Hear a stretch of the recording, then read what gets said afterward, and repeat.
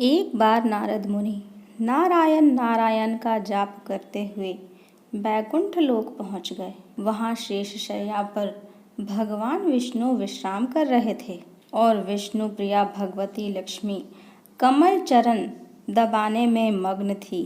नारद मुनि थोड़ा ठहरे, फिर सोचा कि प्रभु के विश्राम में विघ्न डारक न बनूं, इसीलिए चुपचाप चले जाने की सोची। प्रभु को अपने भक्त का इस तरह से जाना अच्छा नहीं लगा और उन्होंने नारद मुनि को रोका। प्रणाम निवेदन के बाद नारद मुनि ने अपने आने का उद्देश्य बताया।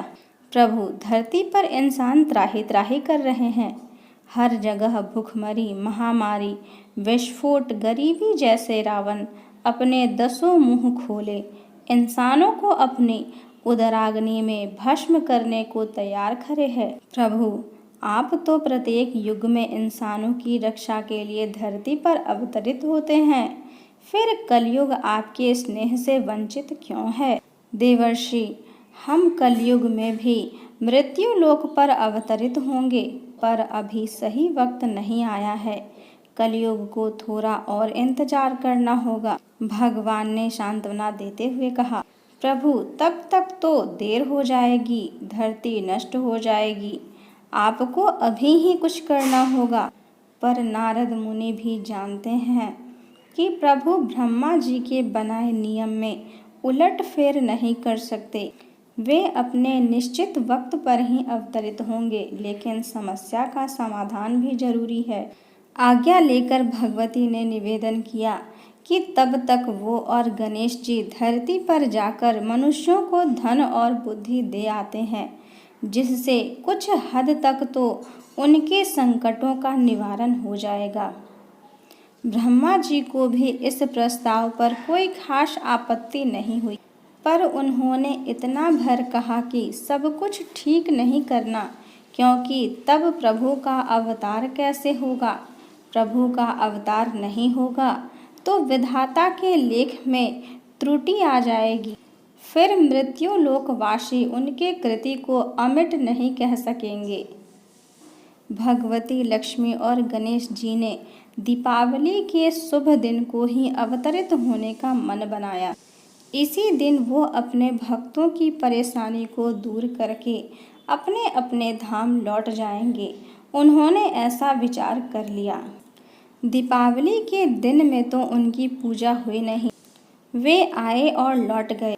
लोग एक दूसरे से मिलने में अपने अपने तोहफों को अच्छा बताकर दूसरे के तोहफे घटिया बताने में व्यस्त थे और इसी में आनंद ले रहे थे। दोनों अपना सा मुंह बनाकर लौट गए।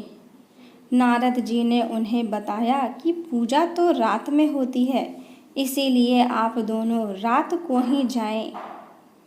रात गए वे दोनों धरती लोक पर उतरने को तैयार हुए, पर ये क्या, बाहर से ही वायुमंडल प्रदूषित हो चुका था। सांस लेने में काफ़ी तकलीफ हो रही थी। आकाश मार्ग धूल धुएं से अटा पड़ा था। जैसे तैसे बहुत मुश्किल से उन्होंने यात्रा जारी रखी और वे डर भी रहे थे कि जाने धरती निवासियों पर किस दानव ने आक्रमण कर दिया होगा। खैर, जैसे जैसे वे निकट पहुंचते गए परेशानी बढ़ती गई। अब तो आग के गोलों से भी सामना करना पड़ रहा था। कानों को फोड़ती आवाजें, आग के गोले, दम निकलता धुआं। एक बार तो उन्हें महसूस हुआ कि पृथ्वी पर 5वां विश्व युद्ध छिड़ चुका है। खैर, जैसे तैसे करके वे धरती पर पहुंच ही गए।